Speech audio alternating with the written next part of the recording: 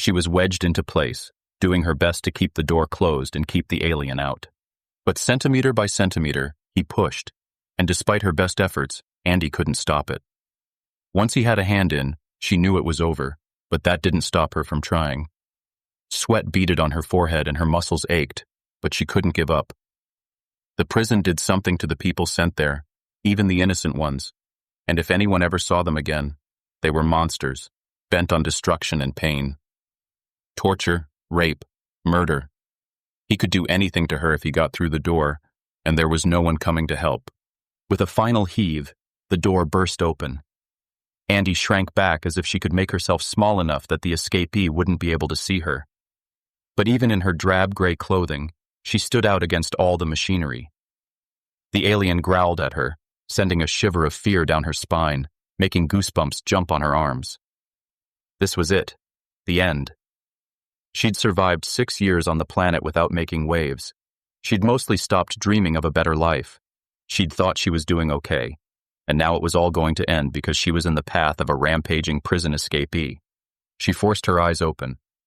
If this was her death, she was going to meet it head on. It was all she could do. But the escapee wasn't advancing on her. He wasn't paying any attention to her at all. His whole focus turned to the teleporter control station in front of him. Andie eyed the gap beside the alien and wondered if she could make a run for it while he was distracted. There was less than a meter between him and the door.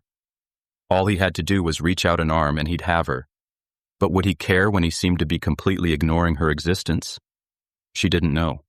She swallowed hard and rolled on the balls of her feet, trying to psych herself into moving. But 6 years on the planet had dulled so many of her resistance instincts. She'd learned that on Ixilta, it was better to go along with whatever was commanded. Resistance only ended in suffering or death, often both. Still, she had a shot and this place hadn't completely defeated her. But before she could move, the alien held up a hand and pointed at her. Don't. Andie froze. And though it was insane, her first thought was that he had a pleasant voice, one that she'd love to hear under other circumstances. But power trembled in his fingers, and she was sure if she challenged him, he'd react. And while she might be able to outrun him, she definitely wouldn't win a fight. What do you want? She managed not to stutter most of the question out, but the words were barely loud enough to be heard over the teleporter's machinery. If she couldn't run, maybe she could make him go away. He didn't seem like he was going to start punching. He wanted something, so she had to give it to him before everything went wrong. The alien took a deep breath and kept staring at the control panel. How do you reprogram the coordinates? He asked. He should have sounded gruff, out of control, like some beast who'd been treated to the worst Ixilta had to offer. Instead, he might have sounded more at home on a university campus or in a business meeting, and Andie's heart plummeted at his question. You can't, she told him, trying to keep her voice from shaking. It's a fixed machine. Only works from here to our facility in orbit. The escapee's hands curled into fists and she flinched, sure that now he was going to come at her. But he still wasn't looking at her. Where in orbit? He asked after a moment. She could put him on the transporter and lie to him, get him out of here and save herself. But the price for that was too heavy. It goes to a receptor outside of the space station. No life support, and it's not continuously monitored. You'd be dead really quick if you tried to get off the planet this way. But the alien didn't seem content to take no for an answer. Fix it, he commanded.